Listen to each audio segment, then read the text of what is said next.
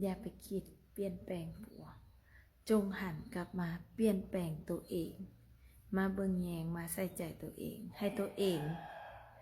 มีการพัฒนาที่ดีขึ้นถึงผัวมันบ่เปลี่ยนกับเรื่องของมันนั้นตัวมันแต่ถ้าตัวเฮามีการพัฒนาและเปลี่ยนแปลงตัวเฮาให้มันดีขึ้น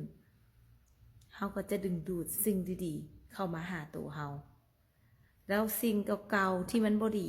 เดี๋ยวมันก็ค่อยๆตายไปจากชีวิตเฮาดังนั้นเป็นผู้หญิงเขาต้องมาเบิ่งแยงตัวเขาเองก่อนการเบิ่งแยงตัวเองเห็นใจตัวเองมันบ่แม่นว่าเฮาเห็นแก่ตัวนะมันบ่แม่นว่าเฮาบ่ฮักเขาหรือเฮาฮักเขาน้อยลงแต่เฮาให้ความสำคัญกับตัวเขาหลายพอแล้ว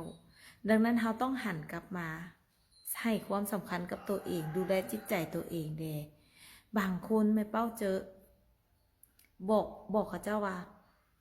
คือบอกเขาบอกเขาสอนนะว่าเขาเฮ็ดบ่ดีนำเฮาบ่จำเป็นต้องเฮ็ดบ่ดีคือเขาแล้วถึงย้อนคำถามมาว่าตัวผู้หญิงน่ะย้อนมาว่าตัวเองซั่วว่ะ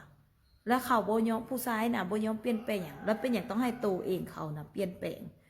คืออยากจะบอกเลยว่า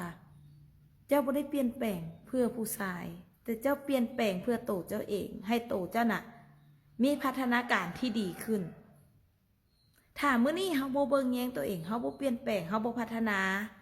ความคิดนิสัยคำว่าเก่านิสัยของตัวเองบ่เปลี่ยนบ่พัฒนาตัวเองให้มีความรู้ความสามารถเพิ่มขึ้นเฮาสิอยู่ใจใดก็บ่มีผู้ใดต้องการหรือแม้แต่ผัวผู้มันนอนอยู่ทางข้างเฮามันก็ยังบ่ต้องการเฮาพอมันจะเบิ่งเฮาแล้วรู้สึกว่าน่าเบื่อ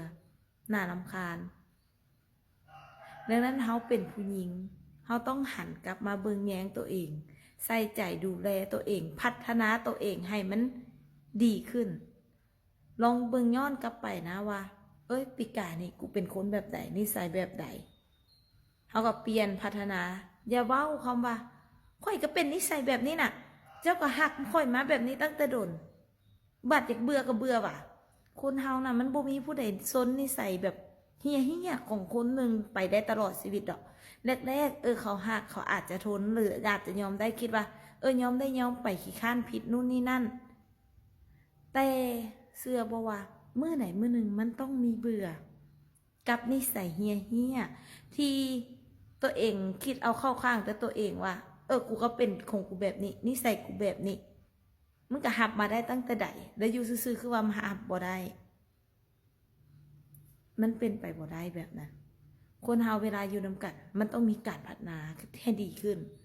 บ่แม่นยิงแสดงนิสัยถอยๆออกมาเรื่อยๆทุกมื้ออันนี้บ่มีผู้ใดทนได้ดังนั้นที่บอกคือว่าให้เฮาพัฒนาตัวเองบ่ถึงกับว่าต้องสวยงามรุดหรูไปเข้าห้านเอียงดอก1จิตใจเฮาดีบ่2การปากการว่าเฮาดีบ่คำเว้าคำจ่าเฮาดีบ่แม่นพวกเมียกันพิษกันมากูมึงอันนั้นเขาบ่ได้เฮาบ่มักแบบใดเฮาบ่มักเขาใส่คำว่ากูกับเฮาก็บ่ต้องกูกับเขาก่อนแต่มันกูกับกูมาก่อนนะกูต้องกูตอบมันกูกันไปกูกันมาแล้วได้หยังต่างฝ่ายต่างเจ็บถ้ายังหักกันอยู่คำว่าหักให้เกียรติมันเริ่มจากคำเว้าง่ายๆเฮาบ่มักบ่อยากให้เขาห้องกูน้ำเฮาก็บ่ต้องไปห้องกูน้ำเขาก่อนถึงเขาสิเว้ามาจำได้กะยาเฮาก็ต้องไปตอบก็ต้องไปสนองเพราะว่าหยังคืออย่างที่บอกเวลาหมากัดเฮานะเฮาเอาปากเฮาไปกัดหมาตอบบ่ถ้าเฮาบ่ได้เอาหมาปากเฮากัดหมาตอบเฮาก็แค่ปล่อยวางปล่อยมันผ่านไปมันอยากเว้าก็เรื่องของมันแต่เฮาบ่เว้าเชื่อว่ามื้อใดมื้อหนึ่งที่เฮามีการพัฒนาดีขึ้นแล้วสิ่งดีๆผู้ชายดีๆมันจะจัดสรรมาหาตัวเฮาเองและคนที่บ่ดีจะออกไปจากตัวเฮาเองแต่เฮาต้องเป็นคนที่พัฒนาตัวเองให้มันดีขึ้นนะบ่แม่นว่าเขาเว้าด่ากูมากูก็สิด่าตอบผัวมึงกูก็สิมึงกูกับผัวตอบ เสื้อเถาะถ้าเฮาบ่ตอบมันมื้อใดมื้อหนึ่งผัวมันก็สิละอายแก่ใจแล้วมันก็สิบ่กล้าเว้าคำหยาบนำเฮาหรือถ้าสมมุติว่าผัวมันไปเล่นไปกินไปหยังมาเฮาไปด่ามันจิ๊ดนี่ได้แต่ความสะใจแต่ถามว่าในใจเฮาอยากให้มันไปบ่ได้ให้มันไปเฮาก็แค่เปลี่ยนคำเว้าใหม่เปลี่ยนคำเว้าให้เฮาให้มันซอฟลงไปเฮ็ดหยังไปแล้วได้หยังกับคันเห็นเขาไปมาแล้วเห็นหน้าเขามาแล้วกินข้าวบ่นี่หยังบ่แน่นอนว่ามันสิมีความโกรธ108,000อย่างในใจเฮาแต่กดมันไว้ก่อนรอเพื่อว่าบ่แม่นว่าเฮาสิเฮ็ดดีกับผัวอหยังใดเพื่อเฮาควบคุมอารมณ์เฮาให้เฮาได้มีสติถ้าเฮาอดทนได้ก็แสดงว่าจิตใจเฮาน่ะมันดีขึ้นเฮาปลงได้หลายขึ้นแล้วต่อไปผัวถ้าว่ามันยังเป็นผัวมันยังอยู่นำเฮาอยู่มันจะบ่กล้าเฮ็ดแนวบ่ดีมันจะพัฒนาโตมันให้ดีขึ้นคือกันเพราะว่าผัวเมียถ้ามีการพัฒนาไปควบคู่กันนะพัฒนาตัวเองให้มันดีขึ้นไปควบคู่กันนะชีวิตคู่จะไปได้ไกลและไปได้ไวครอบครัวจะมีฐานะได้ดีขึ้นแต่ถ้าเขาพัฒนาตัวเขาแล้วเขาบ่พัฒนาตัวเขาอันนั้นเขาต้องเบิ่งและปล่อยวางบ่แม่นยังสิไปยื้อไปอดทนอยู่บ่ได้ถ้าเขาพัฒนาตัวเขาดีขึ้นคือได้ยินบอกคำว่าเขาว่าศีลเสมอกันมันจะดึงดูดแต่คนที่ศีลเสมอกันมาอยู่ร่วมกันถ้าว่าเขาพัฒนาตัวเขาแล้วเขาบ่พัฒนาเขาก็ต้องปล่อยวางเขาไป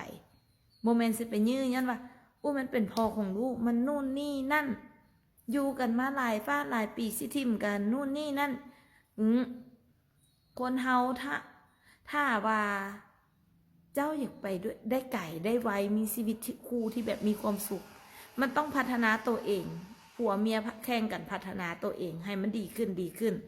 ผัวดึงเมียดึงผัวที่ว่าเป็นการพัฒนาแบบไปพร้อมกันบ่แม่นว่าผู้หนึ่งพัฒนาตัวเองทั้งด้านจิตใจทั้งด้านนิสัยทั้งด้านนั้นอาหารอันเอียงก็การเลี้ยงชีพ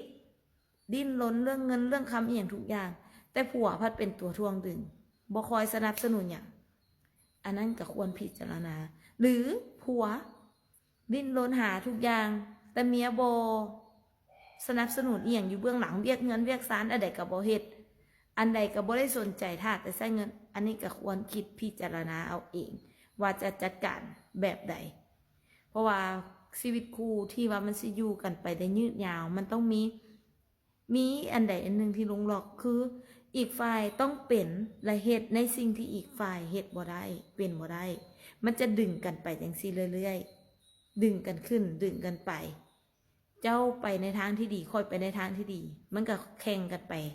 พร้อมกันได้แบบสบายมันจะบ่มีการทวงดึงกันแต่ถ้าชีวิตคู่อยู่กันไปแล้วรู้สึกว่าอีกฝ่ายทวงดึงแฮงเฮาพร้อมที่จะพัฒนาเฮาพร้อมที่จะเปลี่ยนแปลงแต่อีกฝ่ายบ่เปลี่ยนอย่างเลยแต่เจ้าก็ยังคิดจมปัก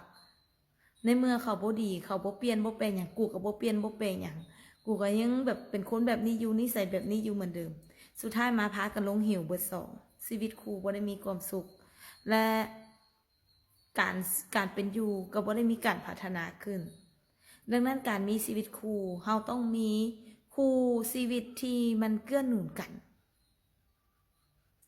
บ่ทางด้านใดกับด้านหนึ่งบ่ด้านเงินคำกับด้านความคิดบ่ด้านความคิดกับเวียกเงินเวียกซันนู่นนี่นั่นที่เป็นแนวเกื้อหนุนแนวดึงจองกันไปจองกันขึ้นนะบ่แม่นจองกันลงเหวถ้าผู้ใดคิดว่ามีแล้วส่วนสู้กันไปได้แล้วดีแล้วจงใช้คำเว้าที่รักษาถนอมน้ำใจกันแต่ถ้าผู้ใดทั้งการคำเว้าคำว่าการทวงดึงการเลี้ยงปากเลี้ยงท้องบ่ได้เฮ็ดให้ชีวิตคู่มีการพัฒนาไปในทางที่ดีขึ้นจะควรคิดและพิจารณาว่าจะไปต่อหรือหยุดคิดเอาเองนะการพัฒนาตัวเองก็เพื่อตัวเฮาเองให้เฮาเป็นคนที่ดีขึ้นบ่แม่น เขาบ่ดีเฮาบ่ดีตาม